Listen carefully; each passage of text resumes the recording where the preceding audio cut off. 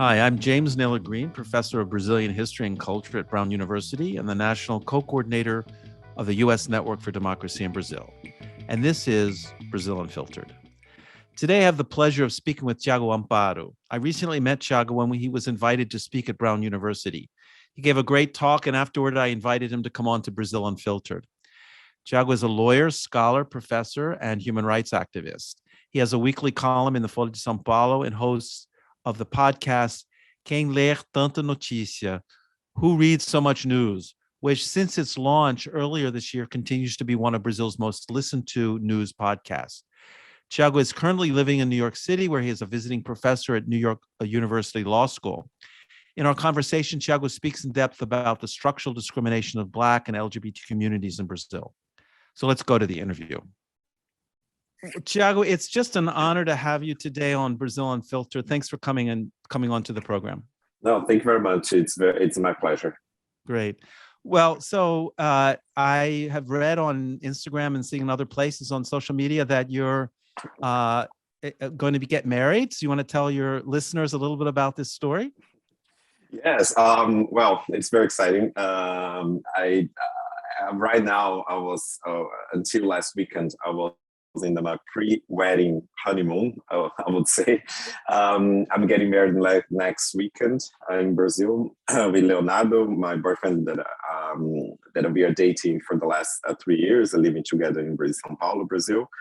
And it's very nice to, this moment is very nice. It's very personal, very touching. At the same time, it's also nice to talk about it and to post about it as well, because I receive a lot of messages, especially from young LGBT people, especially young and Black LGBT people writing to me saying, "Oh, thank you very much for posting it. Thank you very much for talking about your relationship." Not in the sense of showing off or in the sense of saying that any relationship is perfect or anything like this, but actually to showing real people, loving each other and either getting married or having any kind of relationship. So it's very exciting, and I have received a lot of kind of a very nice message from people that I do not know personally, and it's very touching. So yeah, that's what is happening now. That's wonderful. And so what was your process of coming out, of kind of discovering your own sexuality and understanding it for yourself and then for your family and your friends? What was that like? So, there is, I think my life as a younger gay guy in São Paulo was, it's very common if we think about, especially young Black LGBT people that live in the outskirts of São Paulo. In São Paulo, as probably the listeners know that, but of course it's a big city. But there's a lot of LGBT things, activities, events, parties, and so on going on. But at the same time, you have very conservative outskirts of the city or neighboring cities in the large São Paulo. And I was born in a city called Osasco, which is next to São Paulo, in the outskirts of São Paulo. And basically there it was a very low or middle class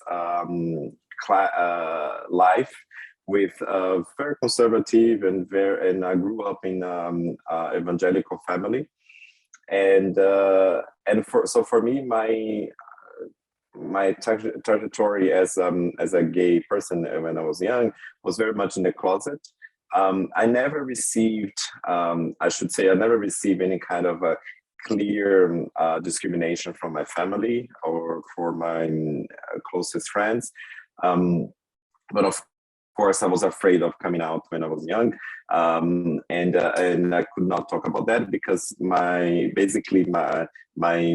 social activities were about the church, going to the church, or hanging out with my parents, or hanging out with the people in my neighborhood, or the people in my school. And I did not have any back then. I did not have any kind of people that I could look at and think, okay, this is a gay person and I could live a life like this person.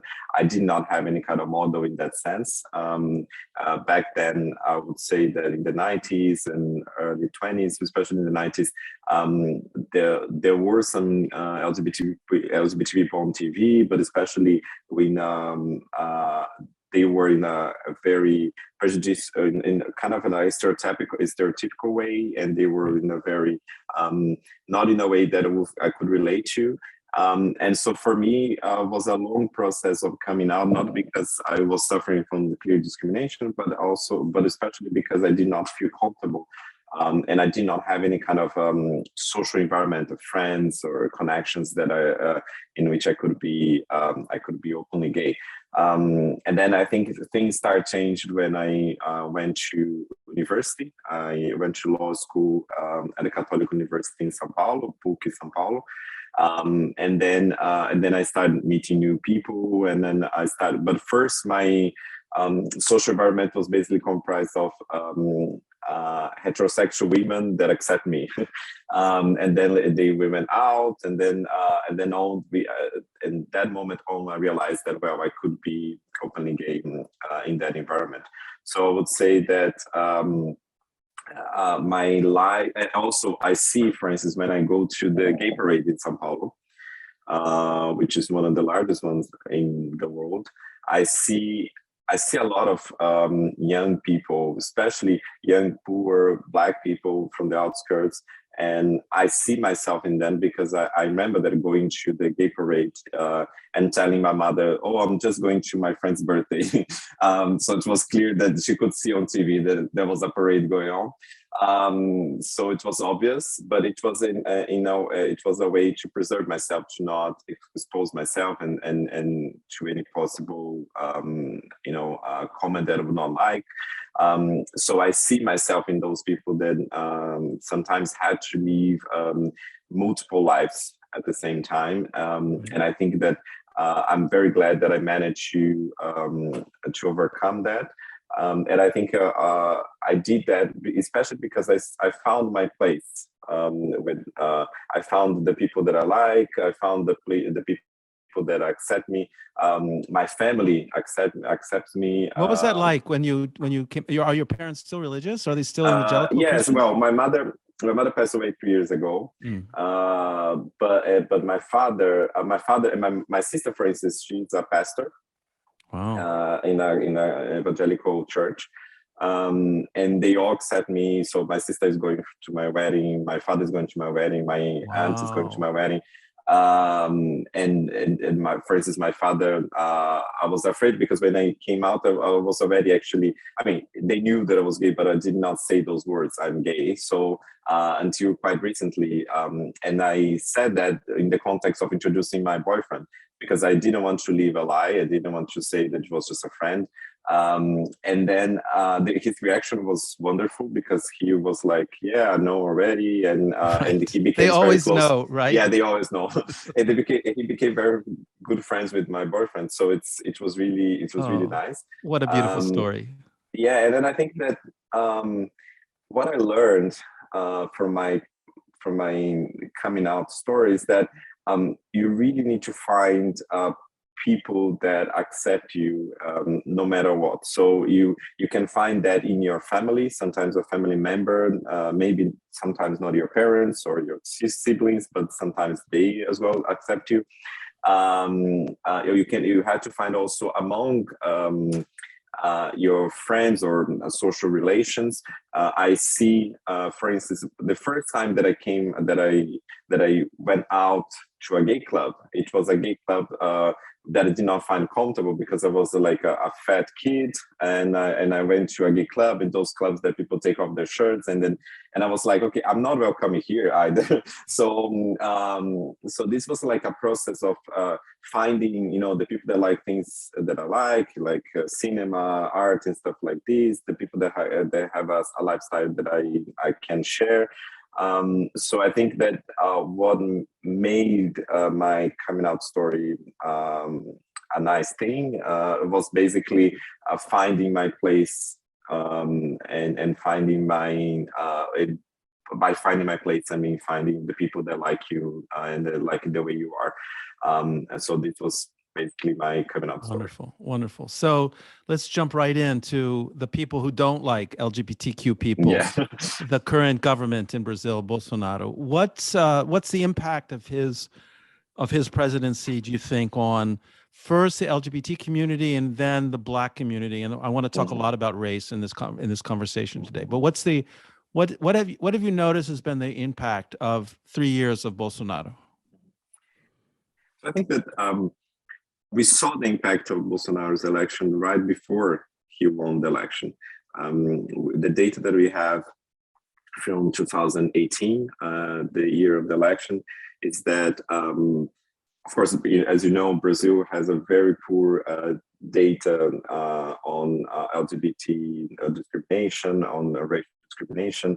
But what we have is that the number of complaints of LGBT discrimination against LGBT people in Brazil increased sharply during the months of the election. I remember during the election, several activists, and I participated in one of those groups, they were developing, kind of a guides for people when they go to the police to report some violence or hate speech online or things like this. So there was an environment of unstable and violent environment during the election. Also, we have data that we are talking about marriage. The number of LGBT people getting married increased sharply during the election. And why do you think that happened? Especially because people were afraid that their rights will be taken away. That's my feeling, and they wanted to. If that happens, they want to have some kind of protection. Say, well, we already got married, so you cannot take that away from us. And also, what is interesting that I just found out a few weeks ago that the numbers of LGBT people getting married now is also increasing again, which shows that people are already thinking about the election next year and what might happen next year. So I think that there was a very clear personal and social impact on mental health, on the number of violence, on also affecting people's decision to get their rights and to protect their rights in a way. But when you look from the perspective of the not only the election but also the beginning of the Bolsonaro's candidacy and presidency, is that he made the LGBT issue a central point of his agenda. So I used to hear people say before, well, Bolsonaro's election is he's clearly homophobic, but it's not he doesn't have like agenda on LGBT rights or he doesn't have a policy on LGBT rights. I do think he has a policy. He has a policy anti-LGBT rights, and this is central to his constituency and is central to his way of thinking about politics. He really thinks that politics is about crushing those groups that are gaining rights, crushing those groups that are gaining spaces in politics, because he's in favor of that kind of politics of the enemy, that you should shoot your enemy in a way. So it's not exaggeration to say that because his very sign during the election was a sign of a gun. So what I see in terms of policy is that I think in a way what is good is that Damares, his minister of human rights, family and women's rights, she's not as competent as other ministers in advancing a policy in real life. There is a sphere of homophobic, LGBT-phobic speech and comments all the time. So when Damares said that, well, boys should wear blue and girls should wear pink or something like this. There is this level of violence, which is more a symbolic, discursive violence, constantly from Bolsonaro's administration. Bolsonaro already made homophobic comments against a reporter, a journalist, that made him a question. So this kind of violence, in the discursive violence, happens all the time. But I think that at the level of dismantling the policies, what we see is that they managed to do certain things like dismantling all the participation in councils, boards at the federal level. So this was right in the beginning of the administration. They wanted to destroy the National Council of LGBT Rights. They wanted to destroy all actually human rights councils and boards, crushing the participation from the civil society organizations. Secondly, they fight against some improvements that we have. For instance, the government fought back against the criminalization of LGBT-Phobia. They were saying that this criminalization of LGBT-Phobia was established by the Supreme Court, and in the Supreme Court case, the position of the government was to try to recognize that this very wide religious objection possibility. So to allow anyone that uses a justification of religion to discriminate, to be able to do so. So they are always fighting back against this. Can I interrupt you on that, just to get a sense? The Supreme Court did a very important thing, I think, in ruling that homophobic speech is equivalent to racist speech, and really kind of lump them together, which was pretty significant because this has been a demand of the movement for many years. Why do you think the Supreme Court did that? I mean, that was a bold move. What were they trying to signal, do you think, with that decision? I think it was a very strong move, and especially because it didn't come out of nowhere. So it really was a pressure from LGBT movement, and I think especially movements and also the lawyers of the movements, Paul Yott and others, that tried to think, they were really ambitious in their argument. Because if you think, I would not, if you asked me a few years ago if this case would actually be successful, I would say no. If a student asked me in the classroom, I would probably say no. And why is that so? Because it's the first time the Supreme Court says, well, we are actually talking about this criminal law, and we are interpreting this criminal law in a way that encompasses also another group that is not explicitly mentioned in this criminal law that criminalizes hate crimes. So and they did that because they really were convinced by the argument of the LGBT movement lawyers, saying that, well, this is also a matter of structural discrimination, such as like racism, and racism is already a crime, so this should also be considered a crime. And secondly, one thing that happened a lot is that the Constitution clearly says, does not criminalize explicitly LGBT-phobia, but the Constitution is very explicitly mentioned that the law should punish discrimination. And they say the Constitution says in a very wide terms. So this was also used by the Supreme Court, and it's clear that the data that we have is that it's very clear that the Congress had several opportunities to pass a law on that topic and did not do so. Right. And the Supreme Court, what they said is that, well, the Constitution mandates that, so it's not a matter just of a true policy choice. It's actually what the Constitution determines as obligation of the state to criminalize discrimination. And in the eventual case where the Parliament decides to pass a law criminalizing it, this law would prevail over the decision of the Supreme Court, in the sense that it will the law would apply. But of course, we are very far from having a law passed in those terms in the Parliament.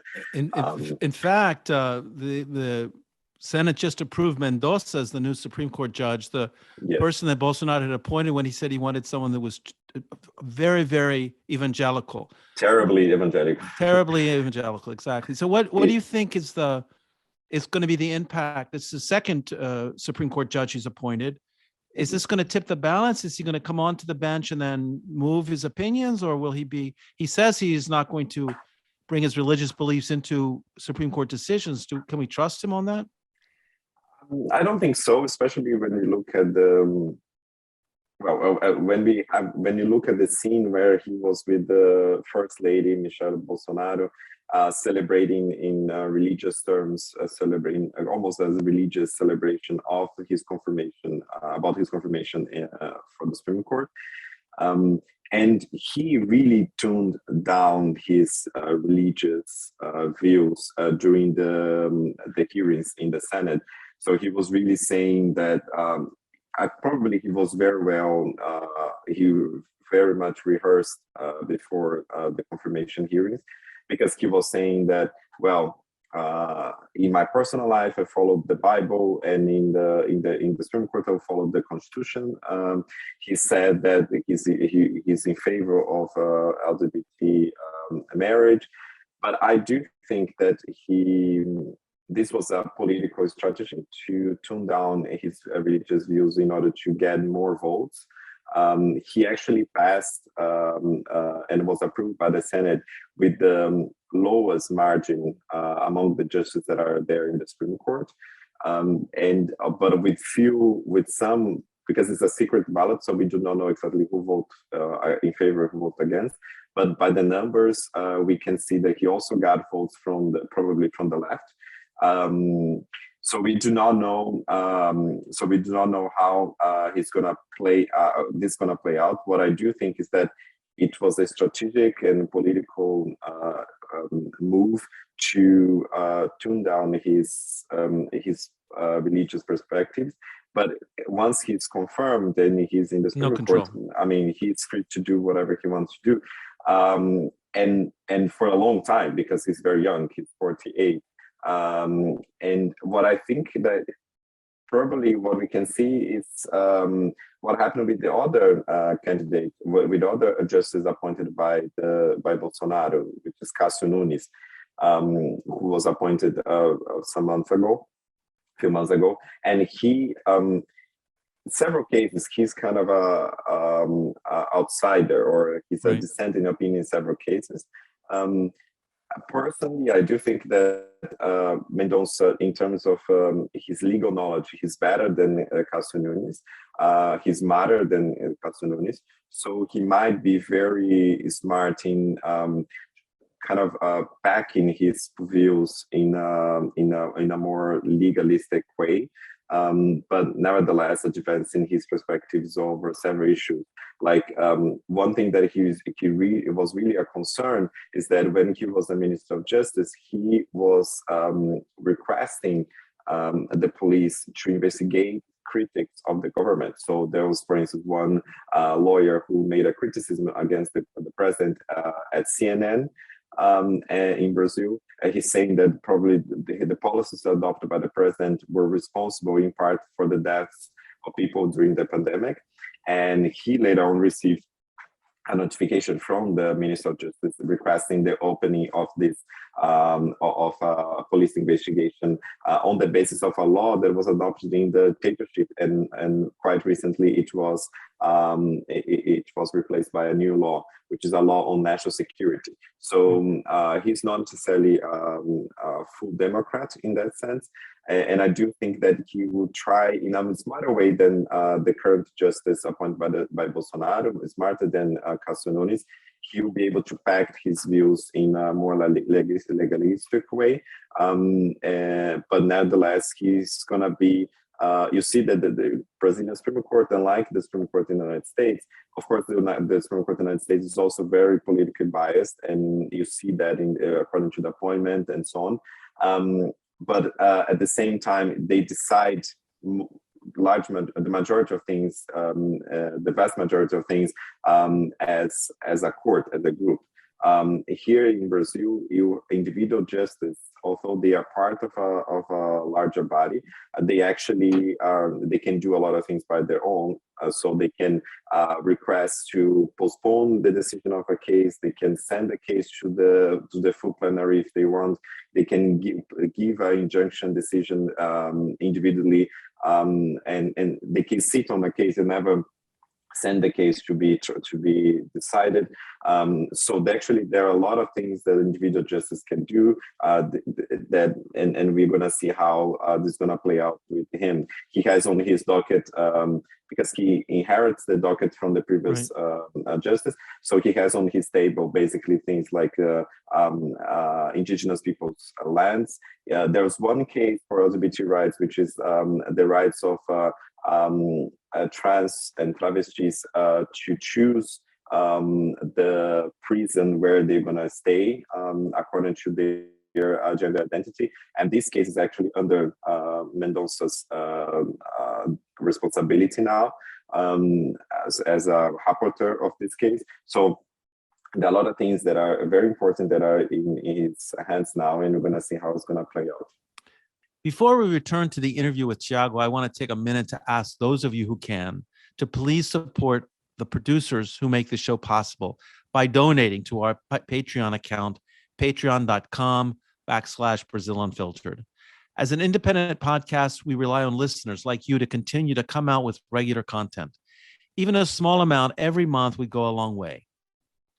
So let's return to the interview. I want to kind of dive deeply into the Black movement a little bit and talk about that. And I think you know this, that when I was a founder of the first gay movement in Brazil, Somos Grupo de Afirmação Homossexual, I led the left wing of the movement. And one of the first things that we did was to participate in the second public demonstration of the United Black Movement in São Paulo on November 20th, 1979, which was the Day of Black Consciousness, the Day of Zumbi dos Palmares.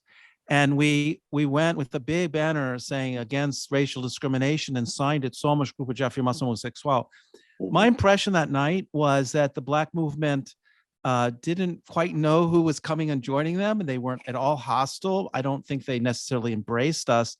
There was like a question mark in their heads at the time about who is this group and why are they here supporting us? But we understood very clearly the need to build a broad front of Blacks, of feminists, of other people who were marginalized in Brazilian society. Things have changed over the last 40 years. So I'd like you to kind of reflect on your understanding of the history of the Black movement as it's dealt with homophobia and embraced the movement in recent years. What went on there? What's happened there?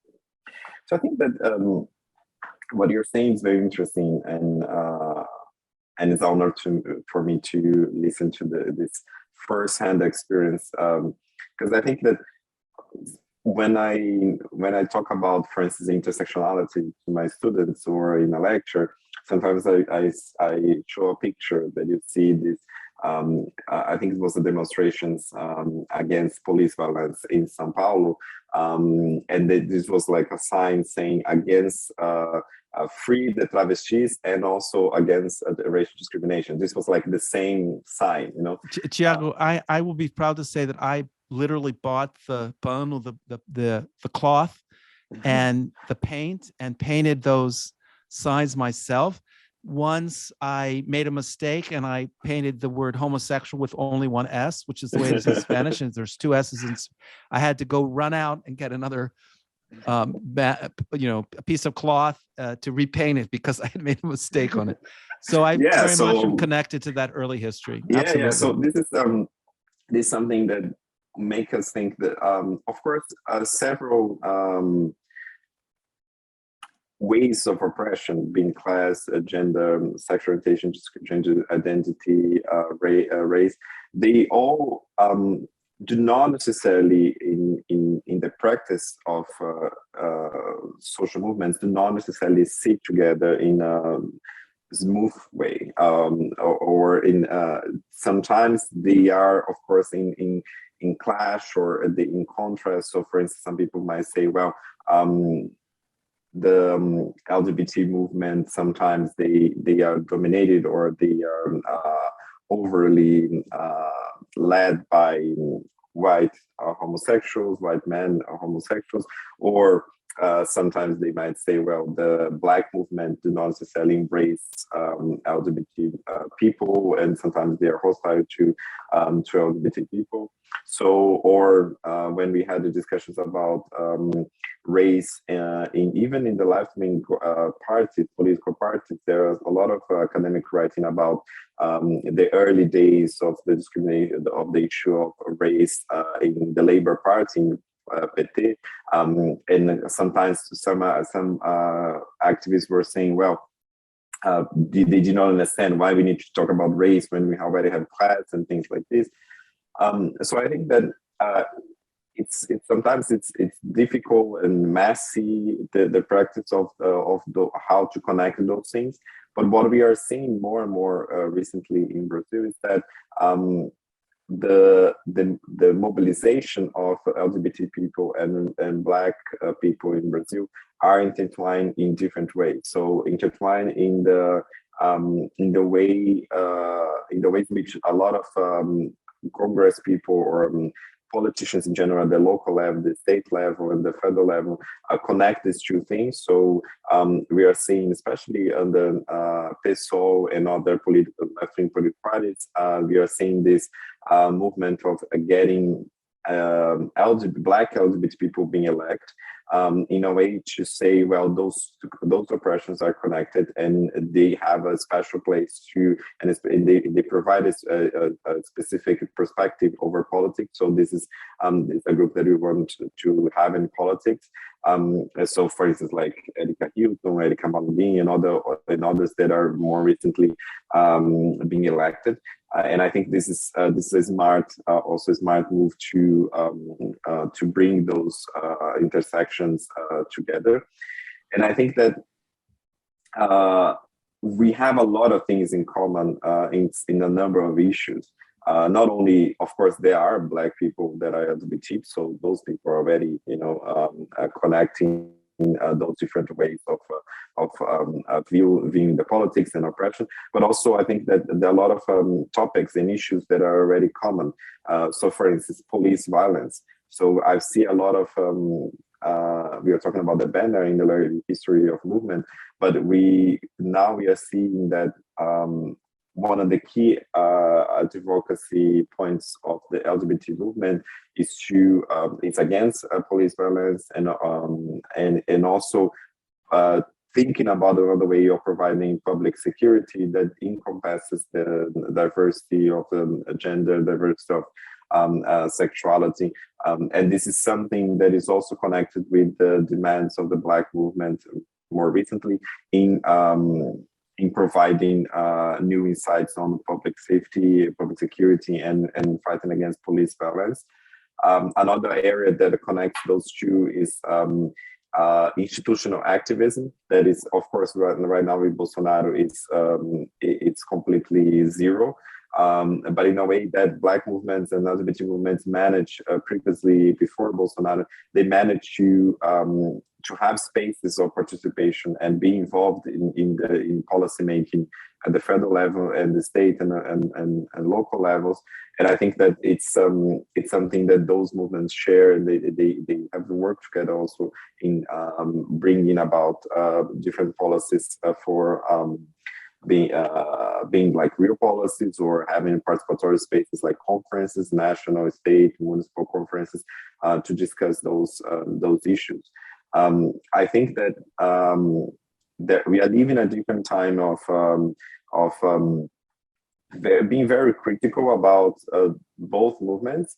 I've never, quite recently, in the last years, I've never been in a meeting of the Black movements or the LGBT movements that are not talking about those issues intertwined. So I never. It's impossible now to have a LGBT meeting of movements without discussing race, without being very critical about who is speaking and who is there, who is representing us. At the same time, in the a lot of things that are happening in the Black movements are led by queer Black people as well, being people that are involved in the coalition, Black Coalition for Rights, or people that are in politics like Erika Malundin. They are actually providing those spaces for Black people. So in Black and queer people. So I think that it's in terms of issues, in terms of activism and institutional activism, in terms of spaces for intersectionality. This is not only intersectionality is not only a abstract concept, but it's really thing. In the practice of those movements. So it strikes me also. Strikes me also that Bolsonaro has united people in a lot of ways, that they see that they have a common enemy and therefore can unite. What was notable since 2016, but more in 2018, was when anyone denounced the government or the attacks against Dilma Rousseff, they were, especially against Bolsonaro, it was always saying he's homophobic. Was almost the first thing that people said. He was homophobic, he was misogynistic, he was against indigenous rights, he was racist. And so I think in a certain way, he's managed to unite different social movements that perhaps were somewhat fractured. So this and comes also, I think that's one point about that. I think that if we are not united, we are not going to win. Yeah. Well, so it's very clear, like that. It's if you do not see a structural oppression along all those lines as interconnected, we are not going to be able to win in terms of elections, in terms of the public debate, in terms of gaining people's minds and hearts to think that this is actually an important issue. So I think that if we divide ourselves, we're not going to be able to win. So I think that it's very clear that those movements are thinking of, now we are thinking about 2022. And when they are thinking about 2022, we can think about the protests that we had right before the pandemic, and more recently in the last months when the vaccination was better, so people could go on the street and so on. We have seen that if you look at what are the largest protests we've seen in Brazil, usually they were about kind of a intersectional issues that can get a lot of people, like fighting against the denial of the pandemic, or fighting for education rights and the freedom in the universities, and things like this. So, or fighting for the indigenous rights and the protection of the Amazon.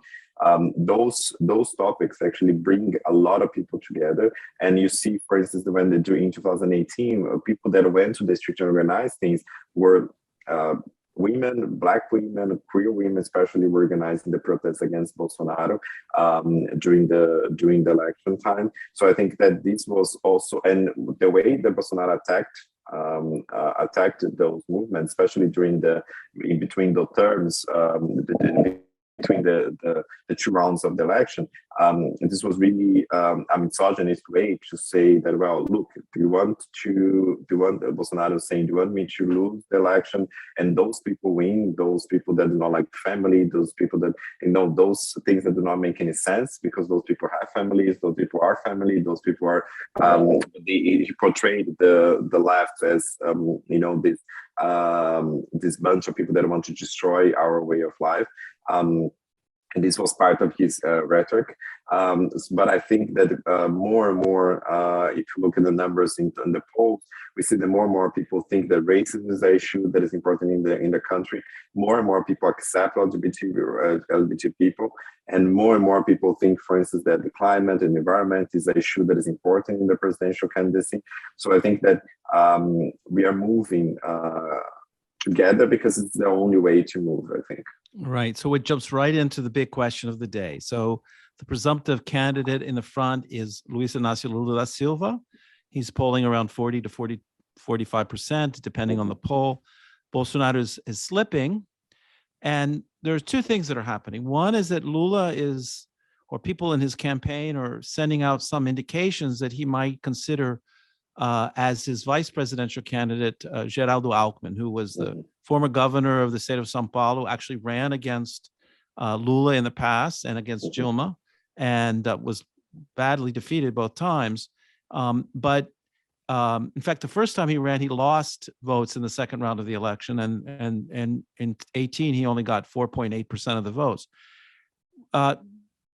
This is a gesture by Lula, it seems, to show that he's moderate, that he's not going to nationalize televisions and destroy the economy, that he's going to favor the continuation of capitalism. It runs its risk because Alckmin has been connected to Opus Dei, the conservative sectors of the Catholic Church, and has generally towed the line of conservative. How are you understanding this process that Lula is seeking out more moderate forces, whether it's PSDB, whether it's Alckmin, or whether it's someone else? What do you see? What are the dangers? What are the pitfalls of this process? Yeah, I think that of course Lula is a front runner, and we see that he's likely to win. But I don't. First of all, I think that we need to be very conscious about celebrating victory beforehand, because I think that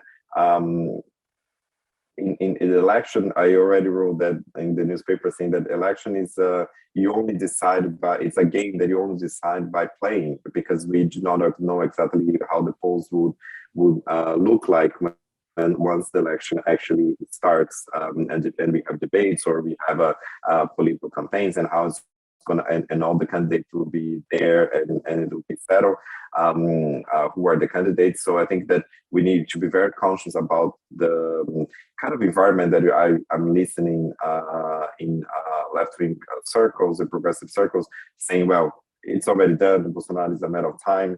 I think we need to be very conscious about that. Second, I think that maybe Lula's prediction is like this.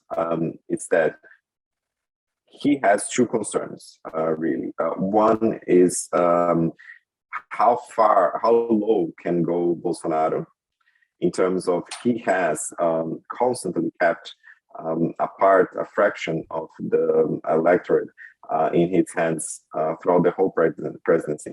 Even when we are hitting more than 4,000 people being killed by the pandemic, and he was denying everything, still people were around 20 and 20-something% of people were supporting Bolsonaro. The question is this enough for him to go to the second round, or is it enough for him to lose in the first round against Lula, or he can go even lower? And if he goes even lower, those votes to go somewhere. And the question is, and the second question is how Moro, or all the forces that are around Moro, will be able to how they're going to perform. Because some analysts were saying that, well, we should not take into consideration, rule out the possibility of having the second round with Lula and Moro instead of Bolsonaro. If Bolsonaro is really hits a low bottom, and he doesn't manage to go to the second round. So I think that Lula, what he might be thinking is that, well, I need to get some votes out of this of Moro and his and the people who are who say that they are moderate or center, so they do not want to vote for Bolsonaro, and they do not want to vote for Lula, so they want to vote just to someone on someone else, and they either go to Ciro or to Moro or some other candidate. And probably what Lula is trying to do is that he's trying to get some votes from these people that would see Lula more appealing if he has a vice president as Alckmin. I don't know. This is risky because I think that Lula is already thinking that he's very unlikely going to lose any votes that he already has, because he has a strong character and he has people identify with him. So I know that people that vote in Bolsonaro in 2018 that are considering voting Lula now, because they like the personality and they like the person of Lula, regardless of the party or something like this. So I think that Lula is betting that, well, I'm not gonna lose votes that I already have. So how can I gain more? So he's doing probably two movements. One is that he's talking constantly about evangelicals. So probably to get some votes out of the evangelicals that vote for Bolsonaro in the first round. Not all of them, of course, voted, but part of them, a large part of them. And so get those votes from Bolsonaro, and to get some votes from those people who not necessarily vote for Lula as a first option, and they are already not satisfied with Bolsonaro. But if they see Lula as more center, they would vote for him as either in the first round or the second round. So I think that's his betting. So I think that, for me, I would say that the politics is not a science of the ideal. It's a science of what actually it's possible and feasible in a certain historical time. I really regret that we do not have a united opposition against Bolsonaro, because my fear is that this election should be a referendum about Bolsonaro. This should not be an election that we will be discussing how it's going to be the presidency of Lula or someone else. We should all be voting against Bolsonaro and not necessarily in favor of someone else. And for that to happen, we would need a united opposition against Bolsonaro, as we are seeing in the Czech Republic, or we are seeing in Hungary now with elections next year. This is something that I regret that we do not manage to do. And I think partly what Lula is trying to do is by considering at least putting Alckmin there. It's this kind of move. But the problem that in Brazil we have these other candidates, and we have the force of motive that we do not know how big it can be, and we'll only be able to see this during the election. In terms of policy, I think that in the sphere of PSDB, the Social Democratic Party, in which Alckmin ran for election, and also he was governor for many years for this party. I think that in that sphere, Alckmin is, I would say, he's more center than right. And if you compare to other candidates, like the young gay governor from Rio Grande do Sul, who flirts with Bolsonaro, flirted with Bolsonaro during election, after everything that happened with the pandemic.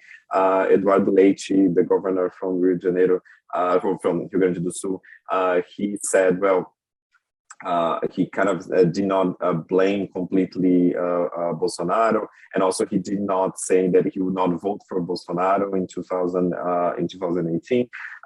So this was really disappointment for any Democrat or any progressive to say, well, there's still people who pretend that they are new kind of politics. They're doing a new kind of politics, but actually they're following the worst what we have in politics, which is Bolsonaro. So I think that it's possible to have a government with Alckmin and Lula, and a government would not be that different from the Lula's government, in the sense that Lula's government was actually not so much. It was more center left than anything else. And so I think that this is possible, but I regret that it was not more a united position with other candidates. And finally, I want to say that of course we are talking a lot about Bolsonaro, and of course we are talking a lot about how to win over Bolsonaro, because he's really destroying several parts of several aspects of public life in Brazil. But also we need to be very critical about what kind of new normal we want after Bolsonaro. So what kind of demands of progressive and left-wing politics we need to ask from Lula or whoever is gonna win. What are those?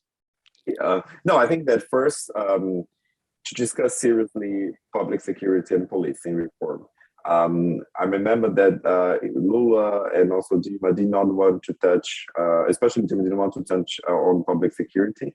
But Lula actually did some things that were quite bad, especially for incarceration, like the war on drugs law, the law on drugs, or support in the military in terms of involvement of the military in the public security.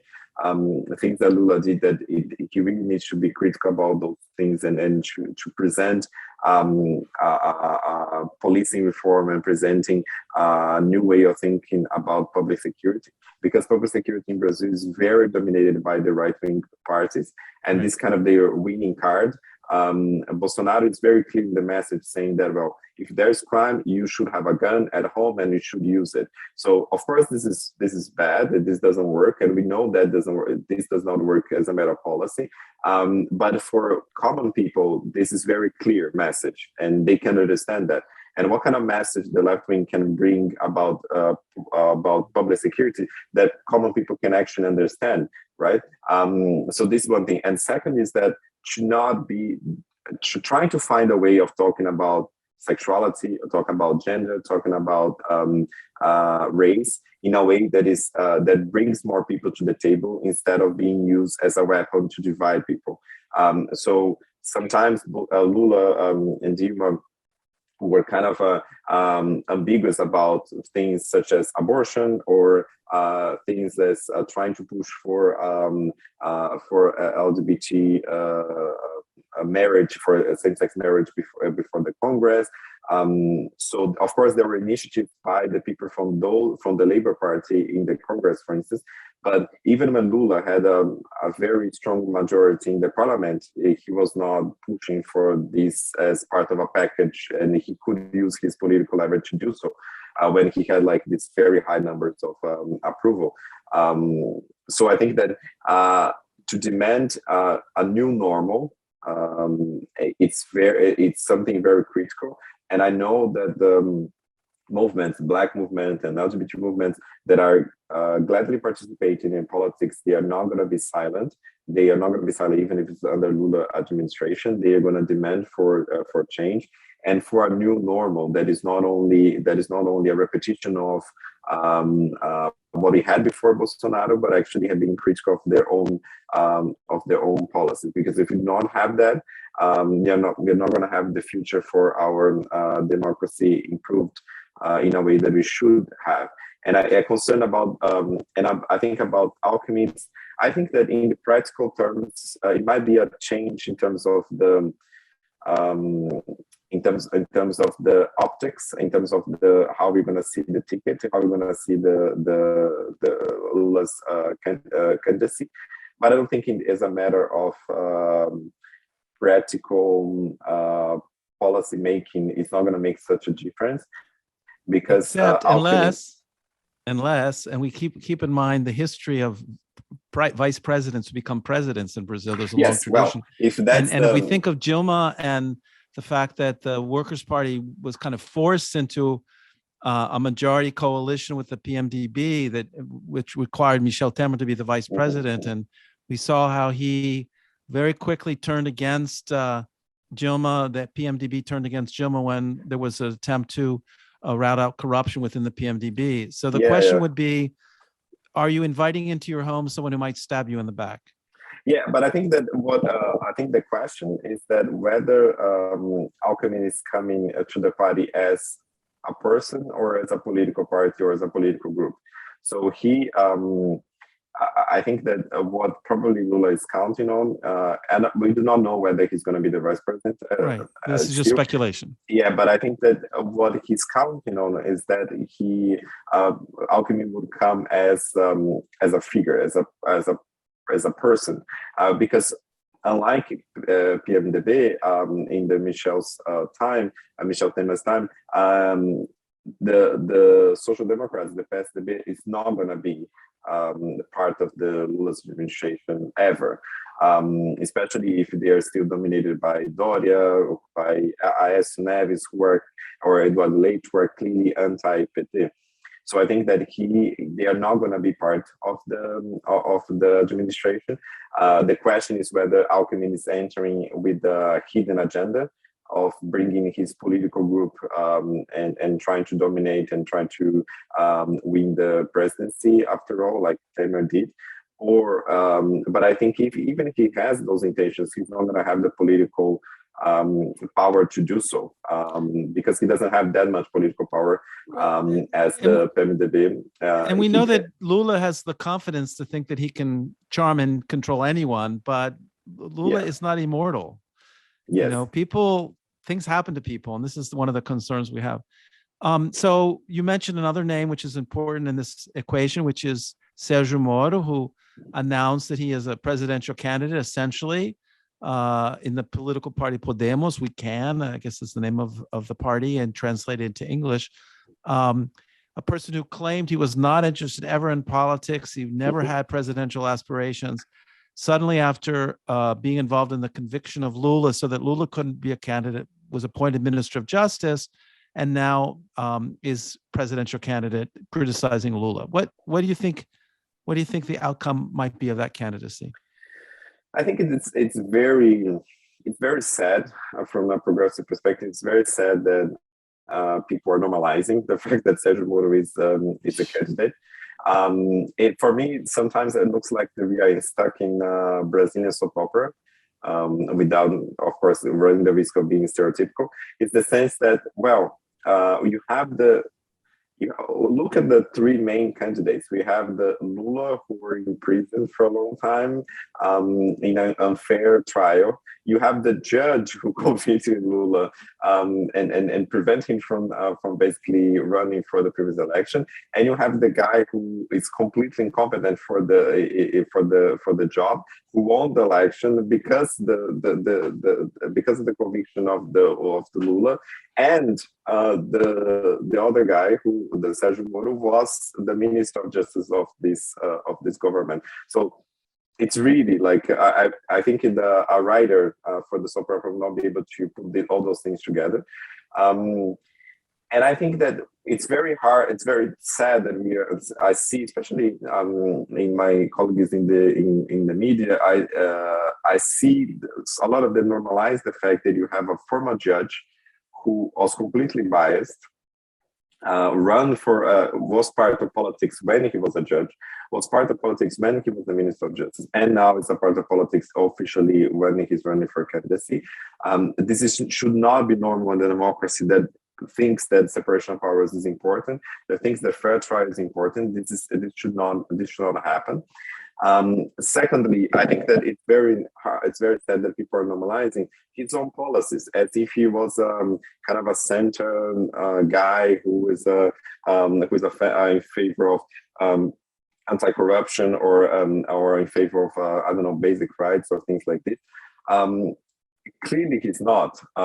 If you look at what he did as a Minister of Justice, he was in favor, and I always remember these people because people tend to forget. In the beginning of the pandemic, when he was still the Minister of Justice, he asked the Minister of Justice actually said that they were considering putting sick prisoners and older prisoners, instead of letting them organize in the way that they would leave leave, especially the non-violent criminals, the people in prison incarcerated.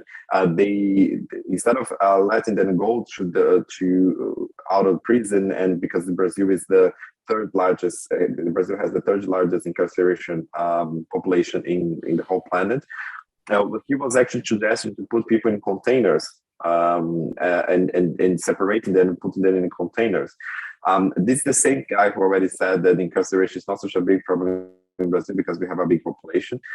This is the same guy who proposed officially in a package on public security. He proposed in increasing the discretionarity of the police to kill. If under distress, if they're under distress, they can kill and not be subject to accountability. This is the same. This is the same guy who was in a very famous meeting with the ministers and Bolsonaro, where in which a lot of absurds were speaking. So were saying. So like one thing that happened is that the Minister of Environment he said that, well, now we should move forward and actually approve all those flexibilization of environmental rules and environmental issues. Because people are only concerned about pandemic, so we should do that. And he was quiet about that. People were making threats against the ministers of Supreme Court, and Moro was quiet about that. So this is the same guy who did all those things, apart from the fact that he led a very politically biased trial. So this is the same guy who now is coming as, he said in his speech, we need to fight against hunger, and we need to fight against poverty because it's our priority. Even being part of the government who actually destroys several social policies and only use social policies as election leverage, like Bolsonaro is doing now. And also is a guy who is saying, well, we should fight against corruption. Even being part of the government who actually clearly wanted to be to make interference in the federal police, did not advance anything in terms of anti-corruption, and now he wants to present himself as the hero, that is someone who's actually ended the corruption in Brazil. I think that in terms of the public debate, I think it's very sad, but also it's very symptomatic of the way we think about politics. Is that a person like Sergio Moro is normalized as it's just another candidate. It's absurd that we are normalized the way the politics and the judiciary are so intertwined, and how our elections, especially the election in 2018, was very problematic in that sense because of all the trials and everything that happened. And also, I think that it's we need to be to bear in mind what are the social contexts that we are living now. The polls that we have now is showing that the corruption in 2018 was on the top of the issues that people think it's most important, the more pressing issues in the country. Now, corruption is not even on the 5 top issues in the country for the electorate, in the sense that it's not that corruption is not an issue. Of course it is, we need to think about it, and we need to have a serious policy about it. But at the same time, it's people are dying of hunger, literally. And so I think that we are in a completely different kind of setting, and in which we really need to think about progressive policies that address those issues that we thought that would not come back to Brazil, but are coming back very fast, like the hunger and the access to basic nutrition, which is something that we managed to overcome or at least address heavily in the previous government, especially under Lula, and now it's completely chaotic. So I'm afraid that Sergio Moro will be able to portray himself as a moderate. Even not being a moderate, I'm afraid that he's going to convince people that he's like he's partly like Bolsonaro, but he's less idiotic. He's just he can speak and make a complete sentence. But I think that this is very dangerous, because in the core, in the end of the day, he was there applauding, and he was there for a while. Not only being part of the government, but actually he made that government possible. And I think we should never forget that. Just one last question. I want to talk a little bit about a very important public figure, Jean Willis, the Congress person from Rio de Janeiro, who was the first openly gay candidate to be elected to Congress, who was an advocate for LGBTQ rights. And suffered tremendous attacks by the right and many death threats, and decided after Bolsonaro was elected, even though he had been, Jean Willis had been elected to a 3rd term, to leave the country and go into exile. Was Jean Willis a reference for you? He is one of the kind of figures that you've looked to as a kind of a model, as a person of African descent, and also very openly proud of his sexuality? Yes, I think that Jean-Louis was one of the, well, it was the first cousin that I look at and think, well, it's possible to be gay and be in that and defend and advance rights or defend rights both of LGBT people and Black people in politics, in being part of the political party, being part of the Congress, and I think he was one of the first figures that I had in mind, and when I thought when I was growing up and think, well, this is possible, and it's possible to be part of the change. So I think he was actually one of the people that opened the doors for this, and I think that also being, I think he has a way of being unapologetic. So the way he was really angry at Bolsonaro during the Dilma's impeachment, and the way he was really vocal against and I think one of the qualities of Jean-Louis is that he's very clear, very straightforward in terms of saying, well, this is just atrocities that the government is doing, or those people are defending nothing less than atrocities. And so I think that he's very straightforward in that sense, and he's very clear in that sense. And having someone who is very vocal in our community and being able to represent us there, I think it's very important. Also, I think that he not only he personally, but also the movements that were around the LGBT movements that were around politics, they opened the door for other people as well to be there in politics.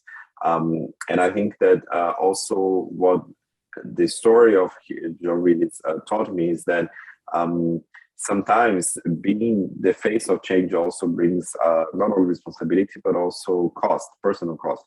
In a way that he had to leave the country.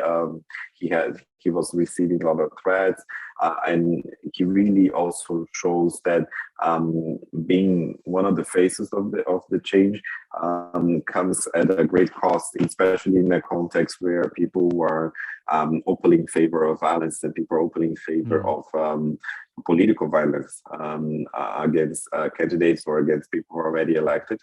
So I think that it really made me think that it's possible to be there, it's possible to be part of the change, but also he made me think about the personal costs of that.